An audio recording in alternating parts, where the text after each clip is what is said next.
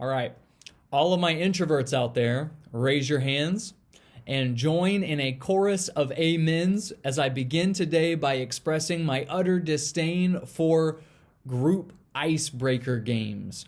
They're the worst, right? If you've ever been to a summer camp, you've probably been forced to play them. Maybe even in your job before the pandemic, of course, you had to play group icebreaker games or group building games that are pretty similar. As an introvert, I can say that I do not care for them at all. However, all of my extroverts out there, raise your hands now. As a minister and as a former youth minister, I totally understand the need for them. I understand the connections that are made, and to reinforce the name, the ice that is broken when we are forced to learn about each other. One of my old go-tos at camp was the game called Two Truths and a Lie. The premise of the game is pretty simple. A person stands up before the group and says 3 things about themselves. 2 of them are supposed to be true, and 1 of them is supposed to be a lie. The group then considers what they think they know about this person, what they think they know about this person's personality or their life, and then everybody kind of votes on which one they think is the lie. The game does a few things that are great for group icebreaking and for building camaraderie. First, we learn things about the people that surround us. Second, because of the nature of the game, we learn things that we might not have learned otherwise. And third, there are often really interesting conversations that happen once the lie is divulged. Now, here's a fun interactive part for today's lesson. Go play this game. Maybe play it with the people that are in your house, FaceTime a couple of friends, and play 2 truths and a lie together. Enjoy the conversations, learn something new about people. My fellow introverts will probably completely ignore this part of the sermon, and that's okay too. Trust me, I empathize. The Sermon on the Mount, one could argue, should be the most formative text for us as followers of Christ. That's why each week we're ending our message in the same way that Jesus ended his message, his Sermon on the Mount. An encouragement to not just hear the words of Jesus, but to live them. And in doing so, Jesus says we build our houses on the rock. We build lives that can withstand the storm. And today we find a very relevant and also very practical lesson. Let's read together from Matthew chapter 5, verses 33 through 37. Again, you have heard that it was said to the people long ago, "Do not break your oath, but fulfill to the Lord the vows you have made. But I tell you, do not swear an oath at all, either by heaven, for it is God's throne, or by the earth, for it is his footstool, or by Jerusalem, for it is the city of the great king. And do not swear by your head, for you cannot make even one hair white or black. All you need to say is simply yes or no. Anything beyond this comes from the evil one." Jesus says, "You have heard that it was said, 'Do not break your oath, but fulfill the vows you have made.'" Here, Jesus starts by addressing a common occurrence, parts of speech that we still use regularly to this day: oaths and vows. Oaths often occur in a courtroom. We might swear under oath. We might testify under oath. Vows often come at wedding ceremonies as we vow to love the person across from us. Both of these are meant to convey the gravity of the situation, right? We have similar customs in everyday conversation, and there's a certain hierarchy to them. If you want someone to believe what you say, you end your statement with, "I promise." If you really want someone to believe what you say, you end it with, "I swear." And then there is the hallowed pinky promise, which is nigh unbreakable, right? All of these exist for the same reason. Oaths, vows, promises, and even pinky promises attempt to provide credibility to the things that we say, to provide credibility to our words. And so Jesus starts his teaching by quoting a no-nonsense law, right?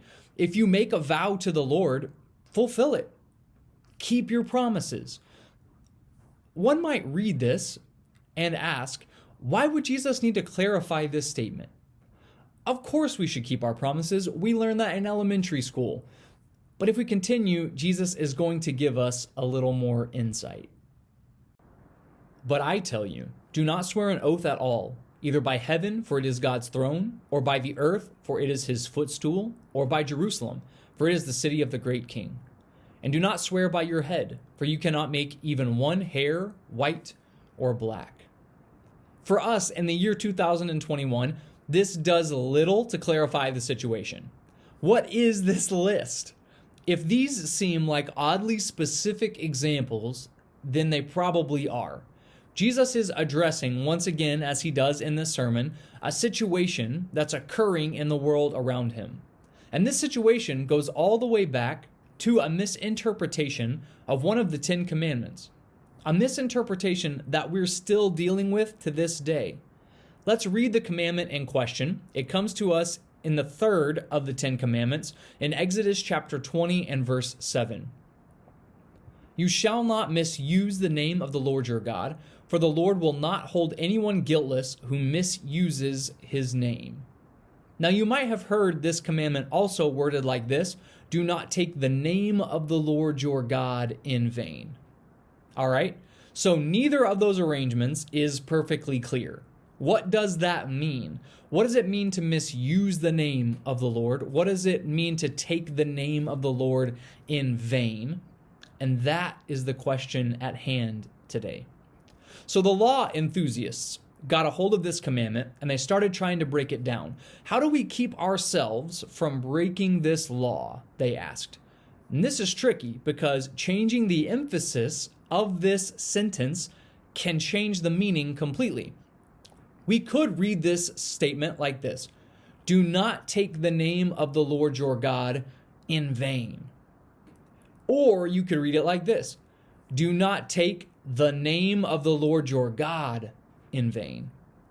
The first focuses on our conduct. The second focuses on the actual name. The teachers of the law and the Pharisees, and to be honest, most of our tradition today, still focuses on the second interpretation, the one where we concern ourselves with how we're using the name of the Lord.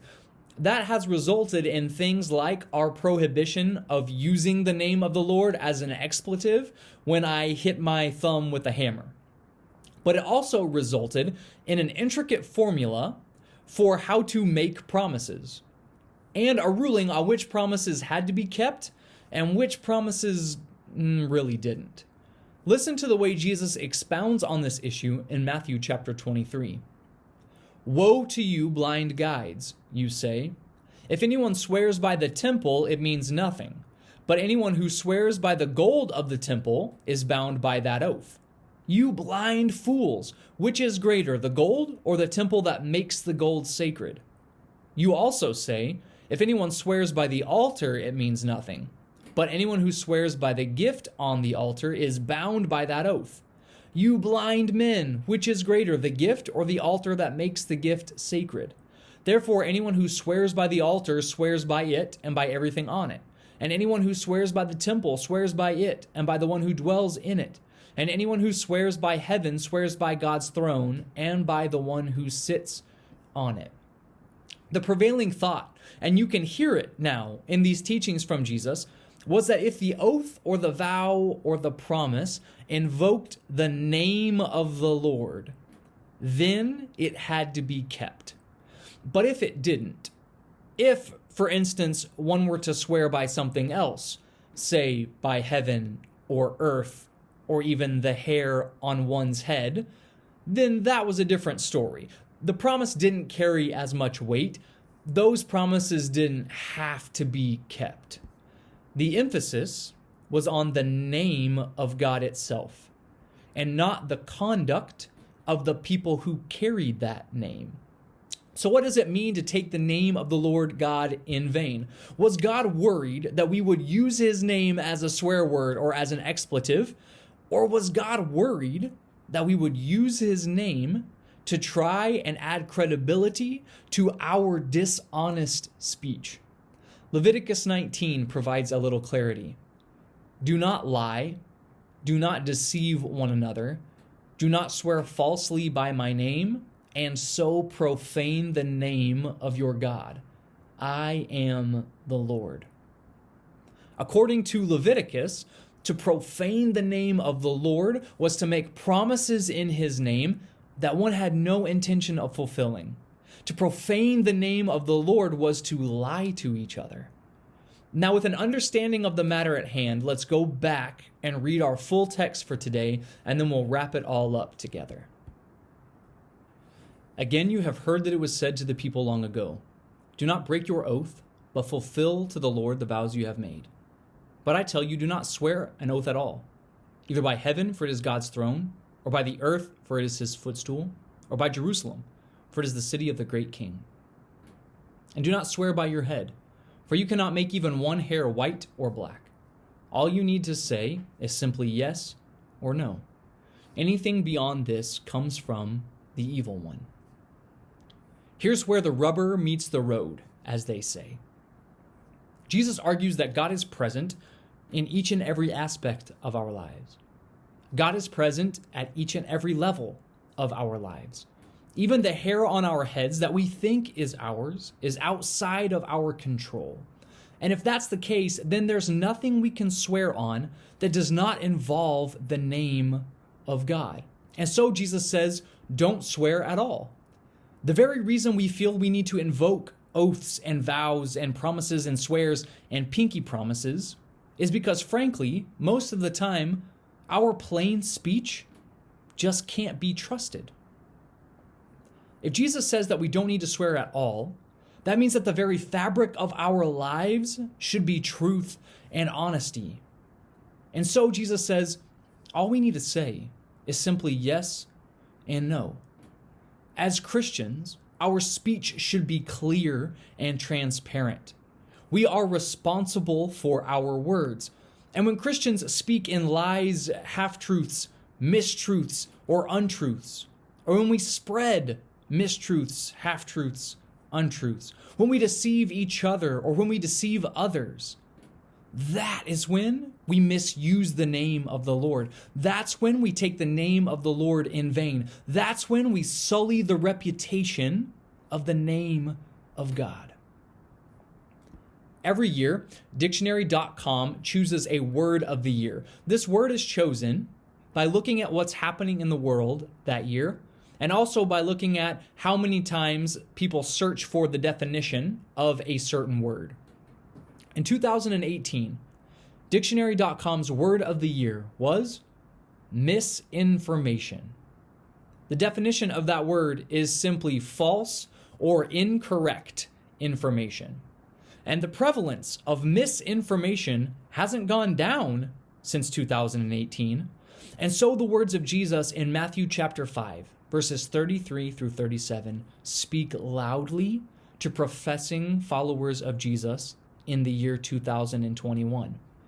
Truth matters. Our words matter.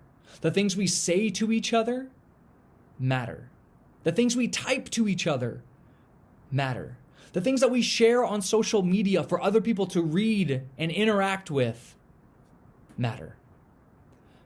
The way to be successful at the game Two Truths and a Lie is to blur the lines in between what's true and what isn't.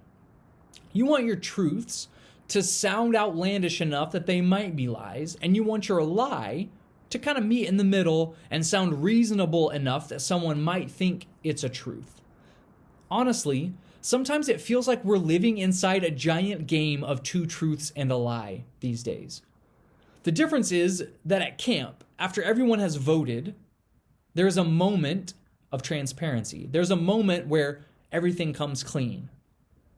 The truths are revealed, the lie is exposed, everyone comes clean, and we laugh and we learn. We need that moment. We need that transparency. We need that authenticity. The world needs people who are willing to speak honestly and openly and live transparently. The world needs people who are true to their word. The world needs people that it can trust. And as followers of Jesus, shouldn't that be us? Therefore, everyone who hears these words of mine and puts them into practice is like a wise man who built his house on the rock. The rain came down, The streams rose, and the winds blew and beat against that house, yet it did not fall because it had its foundation on the rock.